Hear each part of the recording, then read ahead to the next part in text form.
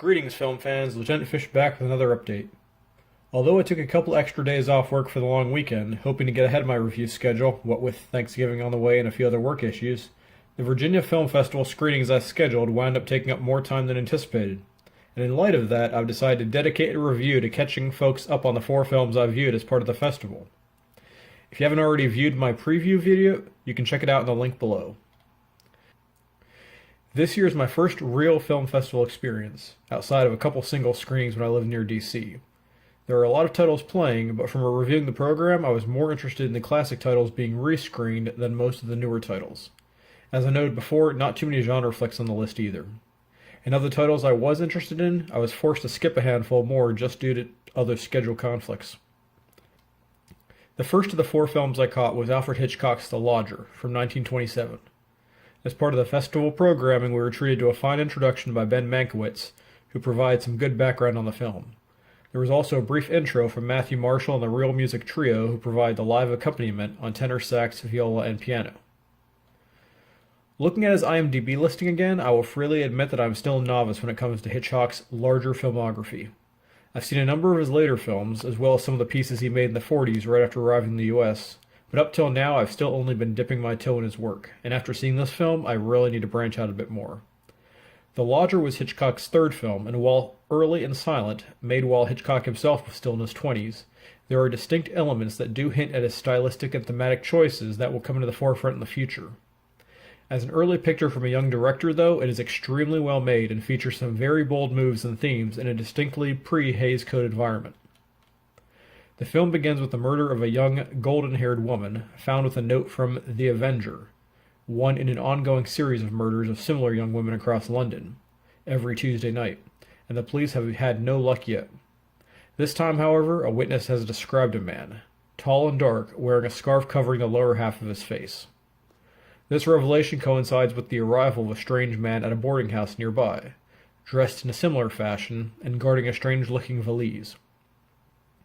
Composer, songwriter, actor, and World War I veteran Ivor Novello plays the Lodger in a haunting, magnetic performance, joined by June Tripp as Daisy, the landlady's daughter. The landlady and her husband, played by Marie Alt and Arthur Chesney, also put in an excellent pair of performances as they attempt to connect the pieces between their strange guest and the goings-on in town. Their suspicions are only further aroused by the police detective Joe, played by Malcolm Keane, who, spurned by Daisy, is certain the Lodger has some connection to the killings.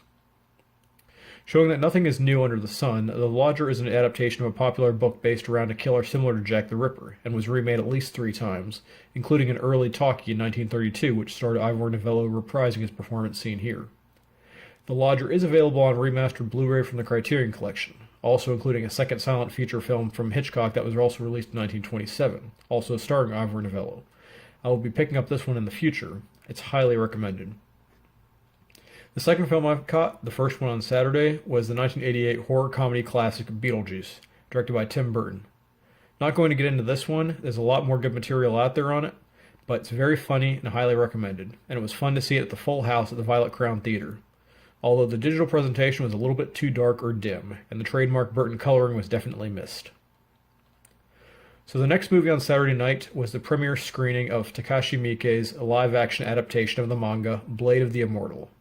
The biggest film on my very small list of viewings was also the biggest disappointment. I'll be honest, I've only viewed about 10 of Miike's films to date, and those have generally been a little more on the tamer end of things, all ones that have come out in the last 15 years or so, and a number of those have been adaptations as well. Even so, I was definitely expecting more from this movie, particularly following the Red Band trailer. Despite the bloody reputation of the manga, which I haven't read and know only from reputation and a few brief synopses I've read every now and then, a long-running title that was first released in the US by Dark Horse in the mid-90s, and the Red Band trailer, the supernatural samurai flick was pretty tame. I was really expecting a lot more blood and dismemberments, particularly after watching Miike's excellent 13 Assassins a few years back, which I will definitely be revisiting in the near future. The movie had a pretty decent start, although the initial fight definitely ran a little long, which leads into one of my major criticisms of the entire film. This is a great example of a film that needed a serious trip to the editing office. A number of the fight scenes, particularly the intro and the final climax, run far too long and are repetitive and tedious to boot. One man fighting off 100+ opponents with a variety of samurai weaponry should not be boring to watch. I shouldn't be checking my watch halfway through the fight. Similarly, while I don't expect massive blood spurts and dismembered limbs in black and white early 50s period films like Seven Samurai, which was still amazingly filmed and edited to boot, I can sit through 3.5 hours of Kurosawa samurai on samurai action without blinking. These mass fights here were generally filmed at a bit of a distance, but the camera was largely static, and so we're just watching one guy slashing back and forth at a bunch of guys running at him, who we only see from the back. We don't get close-ups of the action. It's just the same actions repeated over and over ad infinitum. On the whole, in spite of the period setting, the pedigree of the manga, and the R rating, this film is incredibly tame and just plain boring, including too many whiny emoting from some very unmemorable characters. If you want to see an unkillable warrior protecting a young female protege, Logan is a vastly better and more enjoyable film than this flick. So moving on to my last festival viewing, a screening of Charlie Chaplin shorts, highlighted by The Immigrant, but also featuring Easy Street and The Adventurer. This selection again featured an introduction by Ben Mankiewicz and live musical accompaniment by the Real Music Trio. All three shorts star Chaplin with co-stars Edna Purviance and Eric Campbell. For a 100th anniversary retrospective, these really don't look too bad overall, although there are a few moments here and there, particularly in Easy Street, where the film is almost completely washed out. I haven't had time for a lot of research, but a cursory search doesn't appear to reveal a remastered collection or even a Blu-ray release for these shorts. On the whole, they're enjoyable, but quite honestly, I prefer both Harold Lloyd and Buster Keaton and their pictures around this period to Chaplin and his style of character comedy. I look forward to checking his later feature-length works still, and it was definitely nice to experience these in this format, but overall they definitely felt a little weaker to me.